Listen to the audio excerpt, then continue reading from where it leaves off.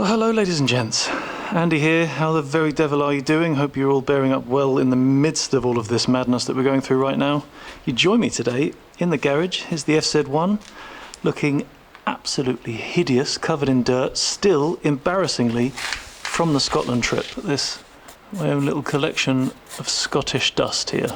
And this is going to be less of an AndyManCam's garage video, more of just a chance to do something with the bike and catch up a little bit, I suppose. Because what's happened recently is I've fallen foul of the problem that we all find ourselves exposed to with a long break. Just a couple of days ago, I actually wanted to take the bike up to the car wash. Bit of a misnomer there, taking your motorbike to the car wash, but anyway. But the problem was, I came out to the bike, stuffed in the key, and sure enough, no juice. So, battery's dead. And of course, for those of you that don't know, my garage is about half a mile walk away from my flat.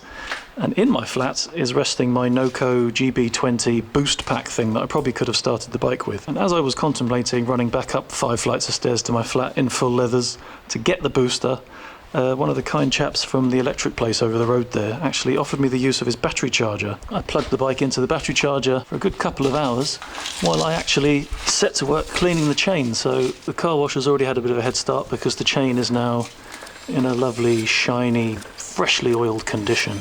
And who knew? My sprocket is silver, I always thought it was black. But then, lo and behold, once we took the battery off the charger, it was still dead. The bike would start with the charger connected, but as soon as we took it off, it just died. So I jumped on the interwebs and got myself one of these. In the box here we have got a packet of poison. This is the acid to go into the battery, sulfuric acid no less. This battery from Varta, which for my bike allegedly, hopefully, is the TTZ14s. But before I go any further, I'm going to make absolutely sure that I've got the right battery before I get too far to send this thing back if it doesn't fit. I'm going to disconnect the negative terminal of the battery first. There's the bolt off, stick that in there. I don't think we'll need that again because I saw there's more bolts in the pack. And the terminal tucked well out of the way over here. Because unfortunately this is actually the 3rd time now that this battery's gone flat, and everybody knows that the more often you deep discharge one of these batteries, the shorter the lifespan gets, so I think it was about time. So there's the positive terminal off, but also up there, out of the way, along with all of these multitudinous accessory cables and things, which I will be eradicating very shortly when I fit the Heeltech Thunderbox to this bike, which allows you to connect accessories to an ignition switched accessory box rather than having them all connecting straight to the battery. Right, so now that that is off, we go unhook that. This should hopefully just pull out. There we go. What have we got here? A Synergy battery. Interesting. Also very interesting that this battery's been fitted to the bike, laid down, even though on the side it says only upward position in use. So great work from whoever installed this battery onto this bike. Check it against the new one. Yep, we've got the same height, same thickness, same length, so it looks like we're good. Lay the heat shield aside for now, and let's fill this puppy up. Take off the seal from the battery, take off this cap from the acid, which we'll be holding onto because this cap will then be the seal for the battery itself, and then leave the seals as they are because these little speary jobbies in here are going to be actually puncturing the seals.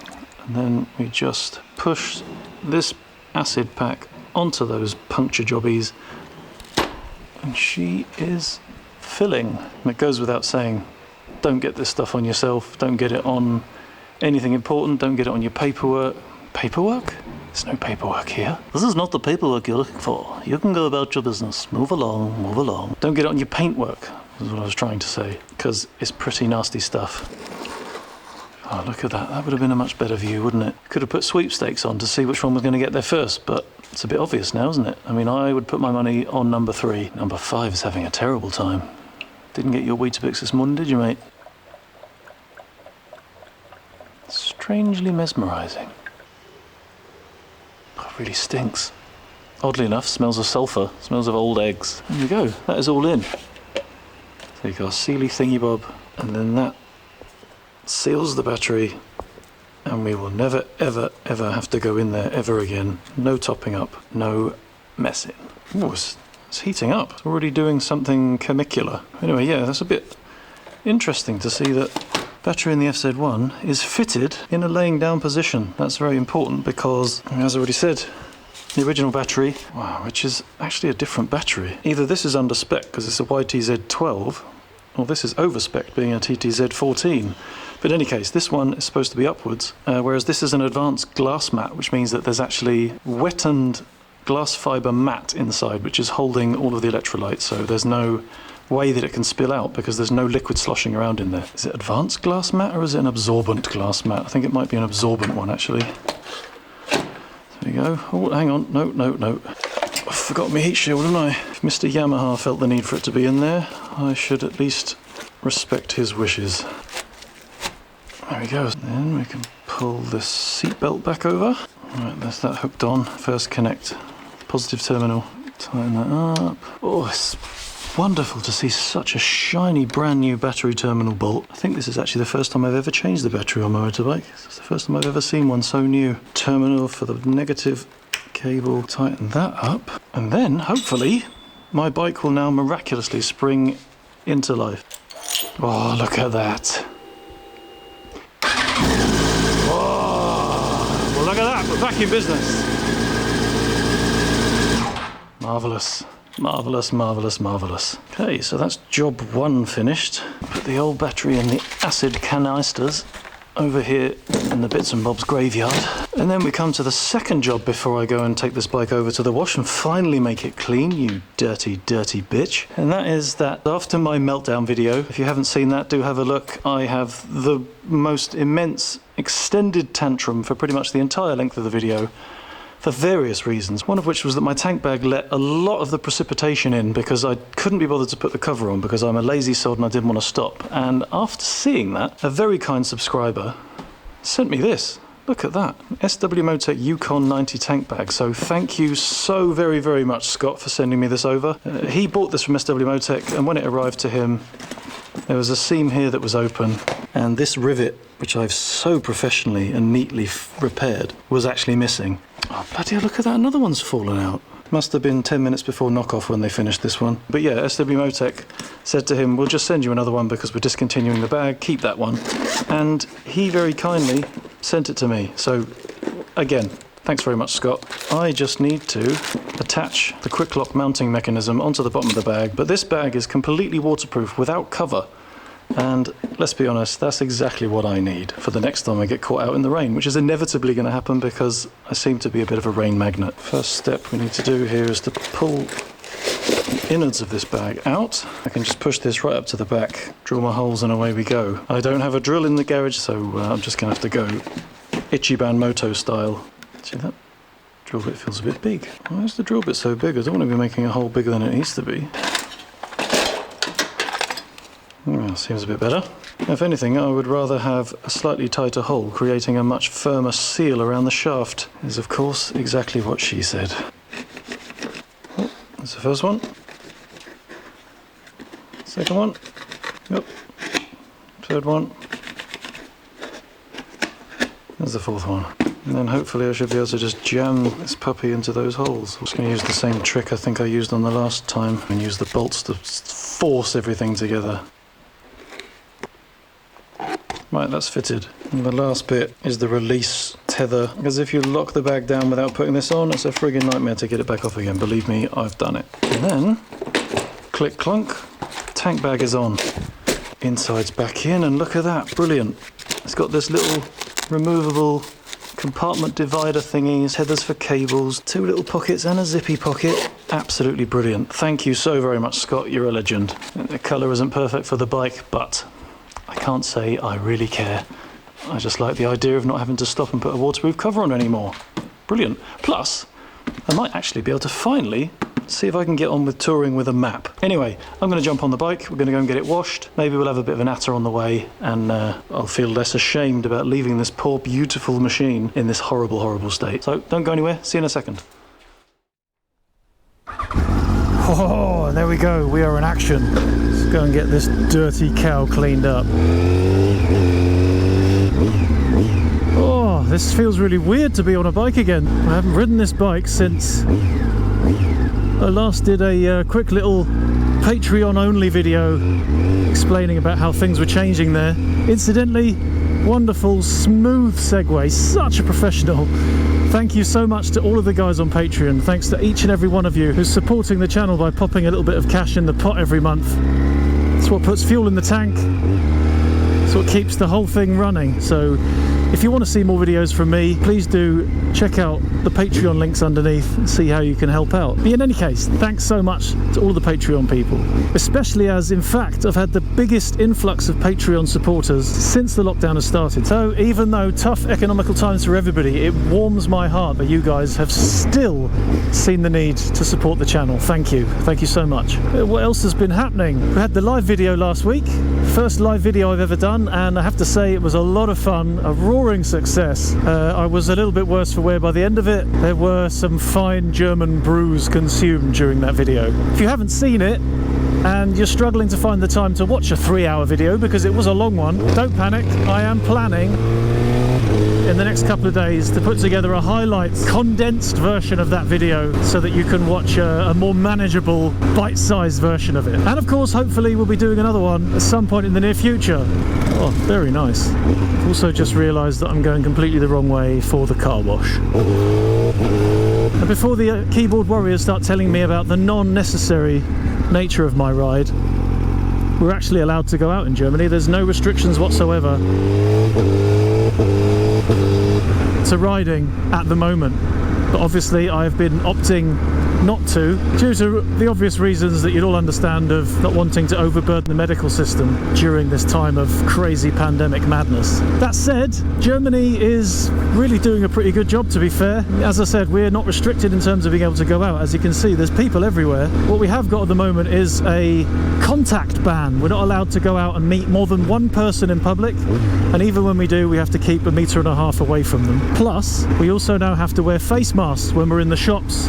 Well, basically when we're anywhere near people. I mean, everybody here on the streets, as you can see, they're not wearing their face masks, but if they go into the shops, they've all got to have them with them before they go in. So with all of that in mind, I am kind of feeling a bit of a dilemma, because the weather, I mean, it's not amazing today, but it's been a lot worse, and it makes me think maybe at some point in the next week or two I could venture out on the bike for a gentle bimble in the countryside. I'm not talking like trying to get my knee down, trying to test the rev limits or anything like that. I'm just talking about a gentle ride out, have a chat. Bloody hell, that's where I want to go and wash the bike, but looks like there's a bit of a queue. I'll have to go and see if we can find a different one. So what are your thoughts on that? What do you think about the idea of me going out on the bike? Would I be endangering the world? Would I be endangering society?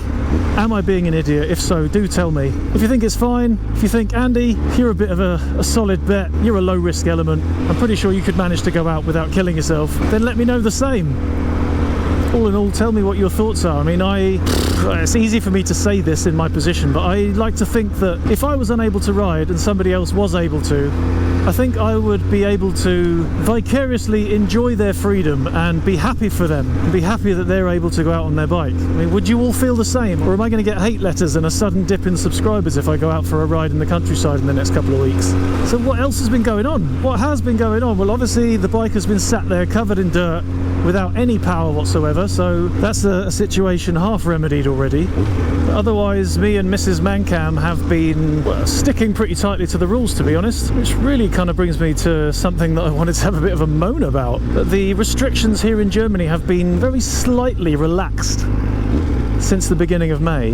Because as you can see there, Karstadt, world famous German department store, is now reopened. But as you can see on that sign there, wir haben geöffnet auf eine Fläche von 800 Quadratmeter. What that means is the rules in Germany now state that shops are allowed to open if they have a selling space of less than 800 square meters. So what they've done there is they've actually limited the space of the shop, so only 800 meters of it is open, obviously with everybody wearing their face masks. But yeah, but it seems that since this relaxation of the rules, a lot of people who I used to think are quite intelligent folks seem to have just been given an inch and they've taken 100 miles. Because we've had a crazy influx of people that we know asking if we want to go out and meet them for a drink in the park, because obviously the pubs and the bars are still closed. Yeah, so obviously when we were given these invitations to social events, I mean social events in inverted commas because they weren't really social, let's be honest. Our obvious answer to all of them was, well, that's kind of against the rules, isn't it? We're not really allowed to. And the answer from literally everybody was, well, we don't know how long this is going to go on for. I can't live my life like this. Which is, it's just a thinking that It absolutely twists my melon, it really does. I don't get it. But again, tell me if I'm wrong. Please do leave a comment down below and tell me if I'm barking up the wrong end of the tree here. Barking up the wrong end of the tree? But yeah, it seems like it's the same people, and I've seen a lot of this in both directions on Twitter, on Instagram, but it seems the same people, the ones that are saying, oh my god, I've got a holiday booked for September and I don't think I'm going to be able to go because the bloody pandemic's going to go on forever, and acting like the world is falling on their heads, are then the same people who are suggesting to their mates, do you know what, let's meet down the park, let's go out for a drink, screw it, this lockdown's going to last forever, let's just get on with our lives. And they're not putting it together that not getting on with your normal life in the short term means that you will be able to continue with your normal life in the longer term, but much quicker. It's killing me a little bit, to be honest. It's absolutely killing me, because I've got a holiday booked for September, but I'm kind of just holding my hands up to the gods. If it happens, it happens, that would be great. But if all of the people who are helping to perpetuate this problem by not sticking to the rules and acting like, oh, it's just going to go on forever, so what's the point anyway? Well, then it's definitely not going to happen, and my holiday is toast, and my job is toast.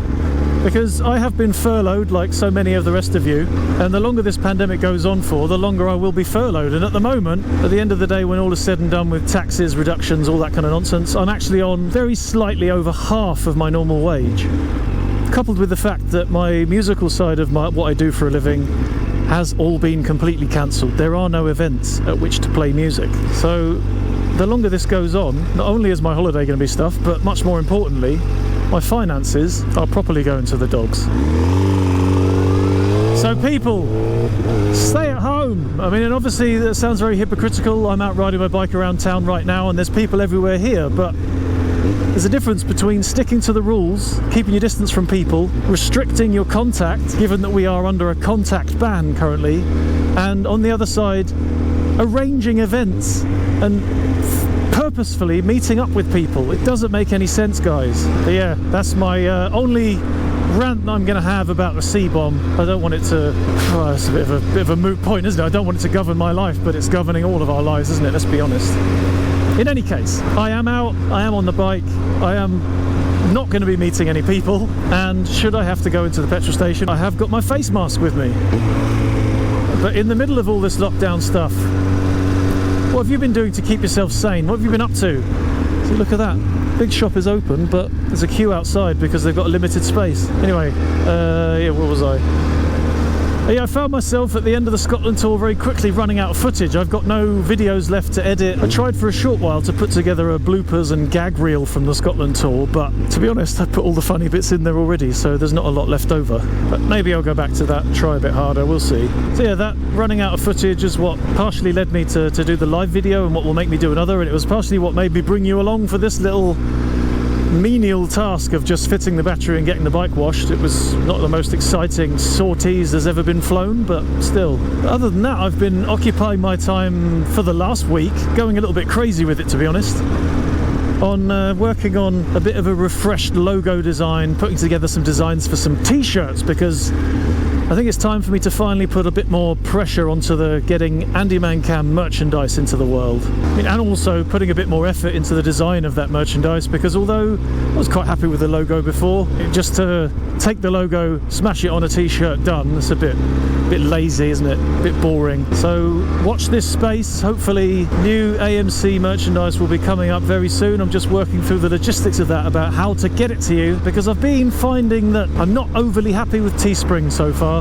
That's who's been providing the t-shirts and jumpers and things so far, and you can see the Teespring merchandise shelf underneath the video here. The prices all seem relatively reasonable, but I've found that logistically they're just a bit of a nightmare. They use the very typically US system of here's the price, plus this, plus that, plus something else. So the price you get is never the price you see when you click it into your basket. And also, my folks actually bought a couple of AMC hoodies a while ago. They wanted to get them before the Scotland tour, but they didn't arrive in time. Again, black mark against Teespring. But when they did arrive, they had to go to the post office and spend another 20 quid in taxes for the import from America, which wasn't made clear to them when they purchased. So yeah, hoping to move away from that, just because, I mean, when one of you guys decides you want to buy a t-shirt with my branding on it, that's a fantastic thing, and I thank you from the bottom of my heart for supporting me. But when the experience of getting hold of that t-shirt, mug or whatever, for you is drawn out, complicated, and more expensive than you thought, I find that embarrassing, and it's not what I want for you to have, so I'm trying to streamline that system to make it all a bit better for everybody. I'm sure there was a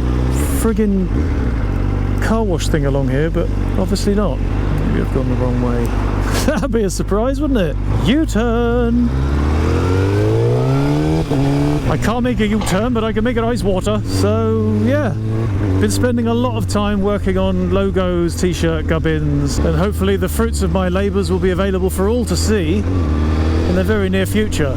Other than that, I've just been missing the absolute crap out of riding, if I'm completely honest. I had really expected to have been on a tour by now, and I know for a fact that a lot of you guys are in much the same boat, possibly even worse, because you've had tours that you've booked that you've had to cancel or postpone, and I can imagine nothing more painful than having to do that, just having to bin off a trip that you've been looking forward to so long. But hopefully you're going to be able to get back out there soon enough. See, there are all these drive-in automatic jobbies. That's no good for me on a bike. That would be a little bit harrowing to have to drive through and have the brushes battering me in the face. Probably not going to get into all of the nooks or the crannies either, are they? Oh, it looks like I'm just going to have to go back to the other one and queue up, aren't I? But of course it's not all doom and gloom. There has been a lot of stuff changing for the positive, amazingly given the circumstances. But as I mentioned in the Brew Time video podcast with Teapot One, do check out that if you haven't seen it. Check out his whole series, very entertaining bunch of chats with him and other various motorcycling world personages. But we were talking about how it seems that despite everybody having much more free time, the effect on YouTube views has been very negative.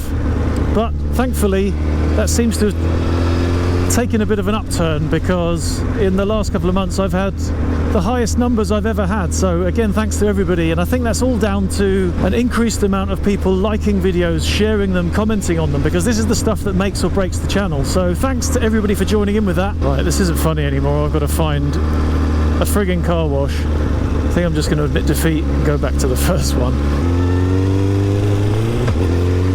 Oh, that was slick. Well done. Like riding a bike, they say. So yeah, ultimately that was a huge waste of time of a circuit, because I'm just going to go back and wait anyway. But I suppose it was more interesting than chatting to you while I was queuing. Who knows? Maybe it'll have cleared out by now. Oh, looks like maybe it might have done, you know. There appears to be one dude who's queuing up to wash his BMX. Wow, that guy really is washing his BMX at the car wash. Oh, brilliant. You could probably just do it in the bath, can you? Right, we have got a slot. Let's get this bitch clean. So, first of all, Wertmarkenverkauf bitte. Maybe we put it in the right slot would help. Peanuts. I reckon $5 should do it. Any more and I would expect a handy 5 shiny tokens. Oh, 6. I've got a free one.